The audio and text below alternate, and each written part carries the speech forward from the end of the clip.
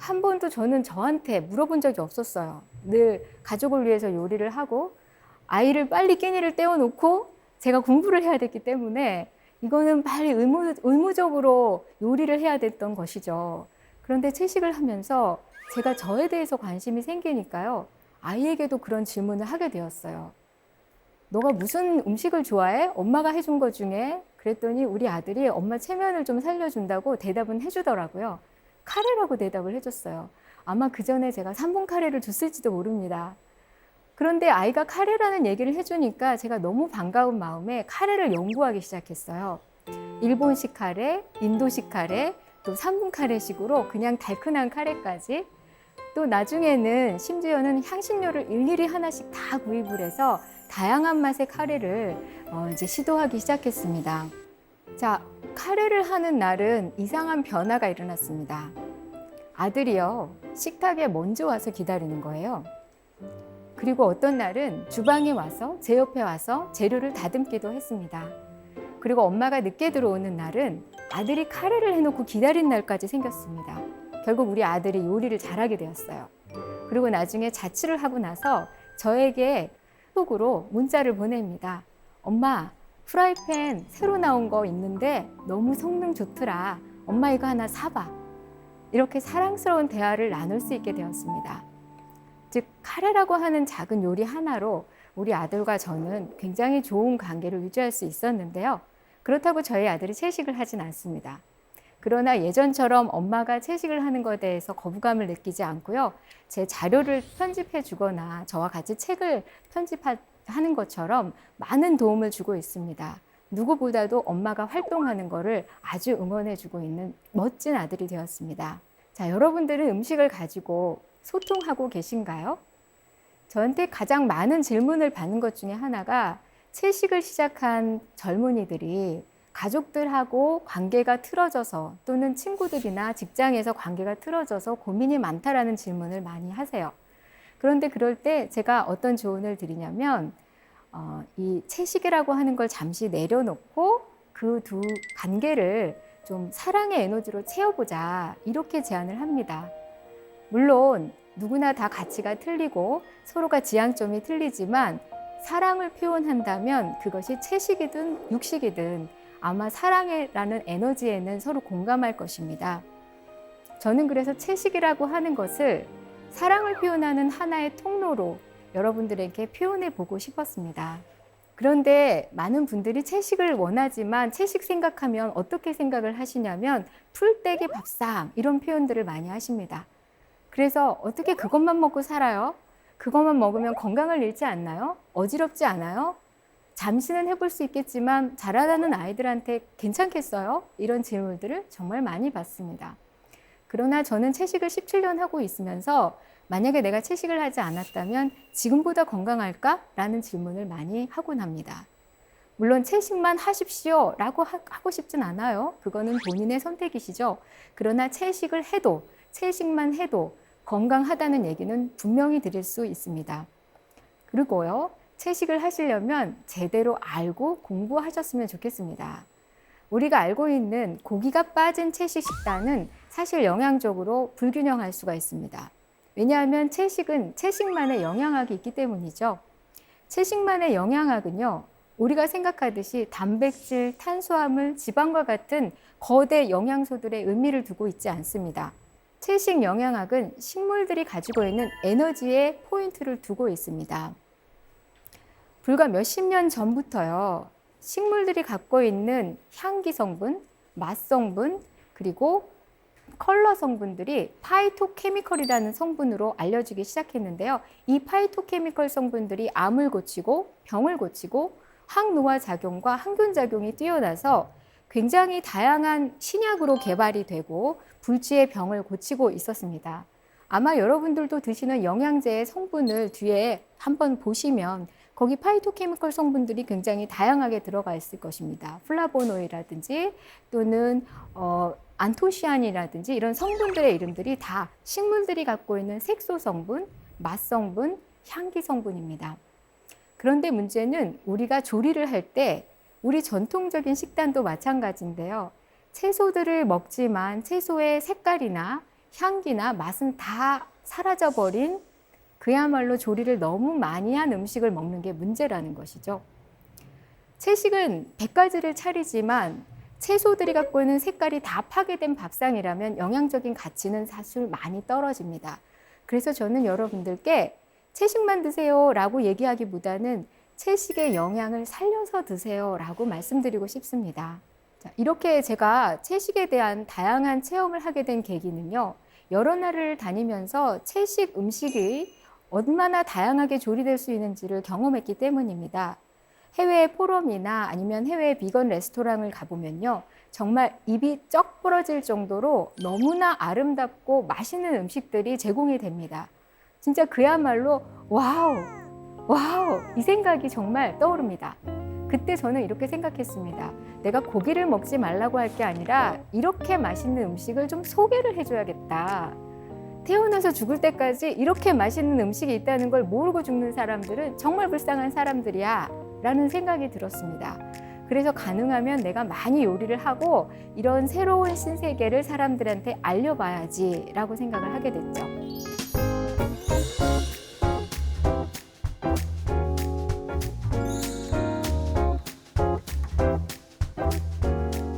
여러 가지 우리가 익숙하게 먹어온 채소들이 있잖아요.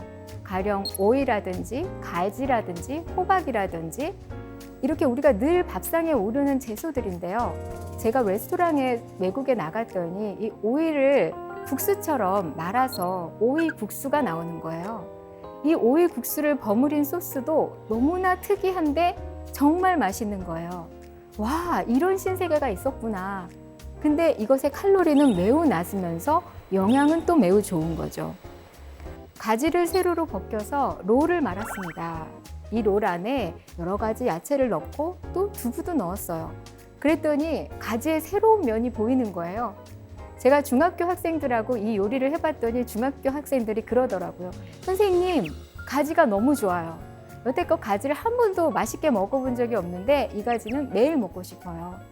즉 우리는 맛있다, 맛없다를 우리의 경험에서 판단하기 때문에 즐겁고 행복하고 맛있는 새로운 경험을 해준다면 얼마든지 채소를 더 많이 즐겁게 먹을 수 있다는 거죠. 그래서 좀 다양한 요리를 여러분들께 선보이고 싶습니다. 자, 채식에 대해서 많은 분들이 이런 질문들을 하세요. 단백질이 부족하지 않나요? 채식만 먹으면 힘을 못 쓰지 않나요? 자, 콜린 캠벨 박사라는 분이 있는데요. 이분은 중국의 24개 주에서 약 8억 인구의 식단을 검토를 해봤습니다. 차이나 리포트라는 논문에서 이분이 24개 주의 식단을 분석한 결과를 보고했는데요. 어떤 주에서는 고기를 많이 먹고 어떤 주에서는 굉장히 채식 위주로 생활하고 있었습니다. 그런데 어떤 주에서는 병에 많이 걸리고 암 환자가 굉장히 많이 나타나고요. 어떤 주에서는 병에 적게 걸리고 또 굉장히 장수를 하는 그런 식단과 질병률과 그 다음에 사망률 사이의 연관성이 굉장히 깊었는데 무려 8,000개의 요소가 동일한 결론을 나타내고 있었습니다. 심플하게 말씀드리자면 고기를 많이 먹을수록 빨리 죽는다는 것이었습니다. 또한 암에도 굉장히 다양한 종류의 암이 많이 걸린다는 것이었습니다. 이 보고서가 발표된 이후에 뉴욕타임스에서는 그랑프리라는 칭찬을 하면서 서구 사회에 알려나가기 시작했고요. 이 콜린 캠벨 박사가 그 후에 폭스 오브 나이브즈라는 커뮤니티를 만들어서 이러한 영양학을 알려나가기 시작했습니다. 그것이 바로 플랜트 베이스드 다이어트, 자연 식물식이라는 것인데요. 보통 채식 그러면 고기와는 반대로 채소 위주의 밥상을 생각한다면 자연 식물식 그러면 식물들의 영양을 살린 밥상을 이야기합니다. 이 자연 식물식 밥상에서는요. 아무리 채식이라고 해도 채식 가공식을 먹거나 기름으로 튀기거나 기름으로 많이 버무려진 음식은 삼가하라고 얘기합니다. 여러분 그거 아시나요? 여러분들이 드시는 고기가 사실은 WHO 세계보건기구에서 지정한 발암물질에 해당이 됩니다. 햄이나 소시지 같은 경우는 사실 제1급 발암물질이에요. 그런데 그런 음식들이 계속 너무 많이 먹으면 몸에 독소를 형성하는 건 너무 자연스럽겠죠. 잠시 제가 한 방에 이론들을 다시 한번 설명을 드리자면요. 음양오행의 5가지 요소들이 우리 몸에는 오장으로 들어와서 갈마져 있다라고 말씀을 드렸잖아요. 이 오장은요, 잘 보시면은 색깔과 맛과 영양을 서로 상호작용을 하고 있습니다. 즉, 여러분들이 식탁 위에서 어떤 색을 선택하고 어떤 맛을 취하는가에 따라서 어떤 오장의 더 건강함을 살릴 수 있는지가 달라집니다. 그래서 저는 기존에 알고 있던 우리가 단백질을 많이 먹어야 돼, 고기를 꼭 챙겨 먹어야 돼, 우유를 먹고 계란 완전식품을 먹어야 돼 라는 생각을 잠시 내려놓으시고요. 오늘 한 끼 밥상에서 내가 5가지 색깔을 고루 먹어서 오장의 건강을 균형 잡아야 돼 라고 한번 생각해 보시면 좋겠습니다. 간을 돕는 색깔들은 초록색입니다. 그래서 잎채소들이 주로 간에는 이롭죠. 여러분들이 디톡스 식단, 디톡스 주스 하면 떠오르는 것들이 간에는 굉장히 도움이 되는 식단입니다. 그 다음에 심장과 혈액을 만들어주고 호르몬 밸런스를 도와주는 데는 붉은색 음식이 도움이 됩니다. 파프리카, 또 토마토, 그리고 여러분들 오미자, 산수유와 같은 열매류들도 붉은색을 띠고 있죠. 이런 음식들의 색소 성분들이 여러분들의 심장의 혈액 박동수를 정상으로 만들어주고 혈압을 낮춰주고 그리고 호르몬을 더 왕성하게 분비시키게 도와줍니다. 노란색 음식은 소화기에 도움이 됩니다. 이거는 제가 말하는 게 아니라 이미 황제내경 때부터 수천 년간 한방에서는 계속 얘기해 왔던 것들입니다. 그런데 놀랍게도 최근에 영양학계에서 이런 파이토케미컬 성분들이 컬러푸드라고 소개가 되면서 이런 이론들이 다시 각광을 받기 시작한 거죠. 자, 노란색 음식은 소화기에 좋습니다. 여러분들이 자주 드시는 바나나, 파인애플, 옥수수, 그리고 저는 오늘 여기 오기 전에 단호박을 먹었는데요. 단호박의 노란색도 또 당근의 노란색도 소화기에는 매우 좋습니다. 하얀색 음식은 요즘과 같은 기후변화나 미세먼지가 많고 또 마스크를 써야 되는 호흡기 질환이 많은 상황에서는 매우 도움이 되는 음식입니다. 오엉도 있겠고요. 도라지가 있겠고요. 배나 또는 마늘, 양파, 양배추, 그죠? 마와 같은 하얀색 음식들은 기관지에 도움을 줍니다. 또 검정색 음식은 신장의 기운을 북돋아서요, 혈액을 더 맑게 청소를 해줍니다. 검정콩, 검정깨, 검은 쌀, 그죠? 자, 한방에서는 이렇게 색소와 영양 성분들이 오장과 연결이 된다고 했는데요. 뿐만 아니라 맛 성분도 영향을 서로 주고받습니다. 간의 영양을 살리기 위해서는요, 신맛을 조금 더 염두에 두셔야 됩니다. 여러분들이 그 전날 술을 드셨거나 과음을 하셨거나 아니면 너무너무 미운 사람 때문에 스트레스를 받았다면 약간 새콤하게 드실 것을 권하고 싶습니다. 그래서 저는 한 끼 밥상을 차릴 때 가능하면 이 5가지 맛을 다 요리에 넣으려고 합니다. 그런데 여기서 중요한 것은 신맛을 드신다고 하면서 식초를 너무 과하게 드시거나 단맛을 즐기려고 하신다면서 설탕을 듬뿍 넣는 것이 아닙니다. 한방에서는 기미론이라고 해서 식재료 자체가 원래 맛을 가지고 있습니다. 양상추 하나를 씹어 보시면 양념 없이 씹어 드시면 거기 안에 짠맛, 단맛, 쓴맛, 약간의 쌉싸름한 맛까지 다 가지고 있습니다. 즉, 여기서 얘기하는 5가지 맛이라는 것은 식재료가 본래 가지고 있는 맛입니다. 즉, 자연의 맛을 살려서 우리가 식사를 하게 되면 오장의 건강이 조화롭게 된다라고 하는 이치입니다. 자, 이렇게 우리가 건강이라고 하는 것은요, 한방에서는 내 몸이 음과 양의 균형, 오장의 균형, 나와 지구, 나와 주변 관계의 균형을 이룬 데서 찾아온다고 얘기했습니다. 그리고 음양의 입장에서 봤을 때는 우리 하루 일과가 낮과 밤으로 이루어져 있잖아요. 이 낮과 밤의 리듬에 맞게 생활하면 건강해진다라고 얘기를 했습니다. 저는 많은 분들이 저에게 체질에 맞는 음식이 뭔가요? 저는 무슨 체질인가요? 라고 질문을 하시면 오히려 제가 묻습니다. 하루에 몇 번 식사를 하시나요? 식사 시간은 규칙적이신가요? 밤 시간에 일을 안 하고 쉬시나요? 저녁은 일찍 드시나요? 대부분 사람들이 건강한 루틴을 갖고 있지 못했습니다. 식사를 아무 때나 한다든지 그저 끼니를 때우는 식사를 한다든지 밤늦게 알코올 한 잔과 치맥을 드시는 그런 문화도 있죠. 자, 이러다 보니까 내가 아무리 건강식을 챙겨 먹고 영양제를 먹어도 건강하지 못한 것이죠. 그래서 한방 원리에 따르면 건강이라고 하는 거는 정말로 규칙적으로 자연의 리듬에 맞게 먹는 것에서 옵니다. 그래서 제가 지금부터 여러분들이 하루를 어떻게 조금 드시면 건강해지실 수 있는지 간단하게 소개를 해드려 볼까 합니다.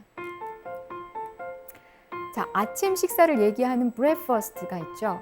first는 형용사로는 fast, 빠른이란 뜻이지만 동사로 쓰이면 굽는다라는 뜻이 있습니다. 즉 breakfast는 굽는 것을 멈추는 첫 번째 식사라는 뜻입니다. 자, 여러분들이 저녁 식사를 몇 시에 하시나요? 저녁 식사부터 아침 식사까지 제가 많은 분들께 질문을 드렸더니 평균적으로 우리는 12시간 정도의 공복을 유지하게 됩니다. 즉 저녁을 8시쯤 드시면 아침 8시쯤 다시 식사를 하는 거죠. 그런데 문제는 이 공복이 온전하게 유지가 안 되죠. 8시에 밥을 먹고 10시에 한 잔을 하거나 아니면 야식을 즐기는 경우가 많은 거죠. 그런데 이론대로 한다면 이 12시간의 공복, 즉 24시간 중에서 12시간은 비우는 시간, 12시간은 채우는 시간으로 균형을 잡으면 좋다는 것입니다. 그리고 채우는 시간에는 규칙적으로 언제 어떻게 채울 것인가를 루틴하게 가져가시면 좋겠죠. 그리고 비우는 시간에는 위장만 비우는 것이 아니라 그 시간에는 일도 가능하면 좀 멈추고 핸드폰도 좀 내려놓고 쉬시면 어떨까 제안을 드리고 싶습니다. 또 한 가지는요, 여러분들 물을 하루에 얼마나 드시나요?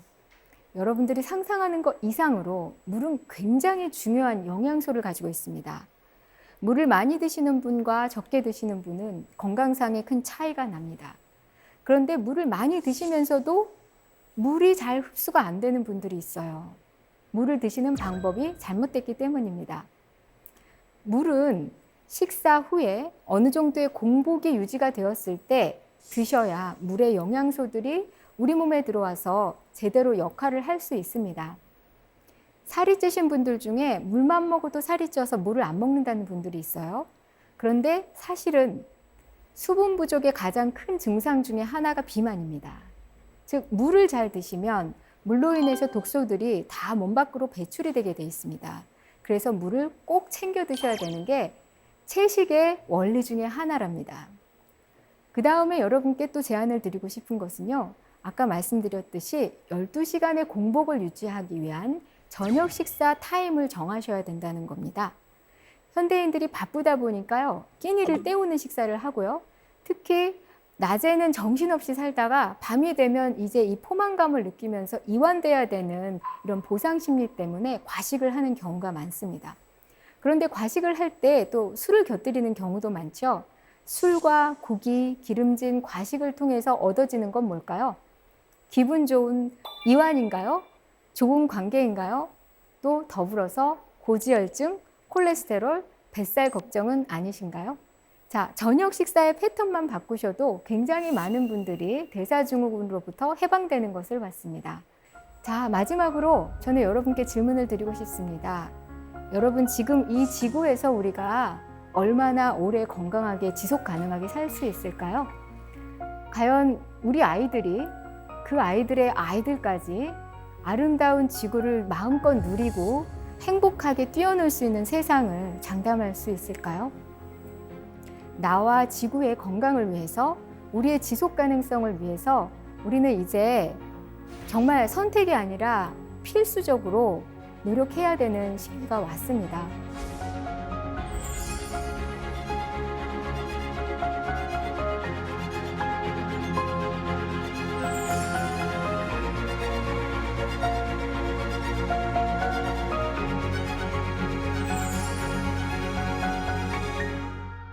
우리 인간이 지구상에서 오로지 피라미드의 저 꼭대기에 있는 것처럼 만용을 부리고 다른 생명들을 착취하고 또 지구 자체를 파괴한 결과가 지금과 같은 현실을 나타냈습니다.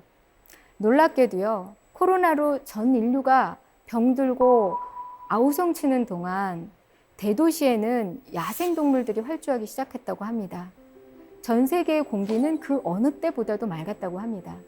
지구는 비로소 숨을 쉬고 있었던 것이죠. 우리는 지구 공동체의 일원입니다. 우리만 잘 살아서는 이제 더 이상 잘 살 수 없습니다. 여러분들이 이러한 활동에 동참하고 싶으시다면 오늘부터 한번 일주일에 하루라도 채식을 해보시기를 권해드리고 싶습니다. 최근에 저희가 존스 홉킨스 대학에서 데이터를 내주고요.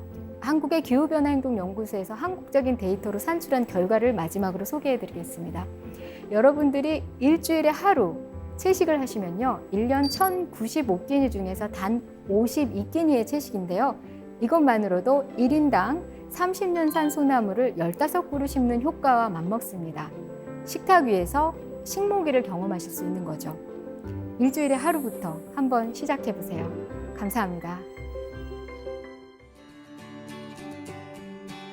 하루 20분, 우리 자신에게 투자한다면 달라지는 삶의 작은 변화. 하우투 지식 채널.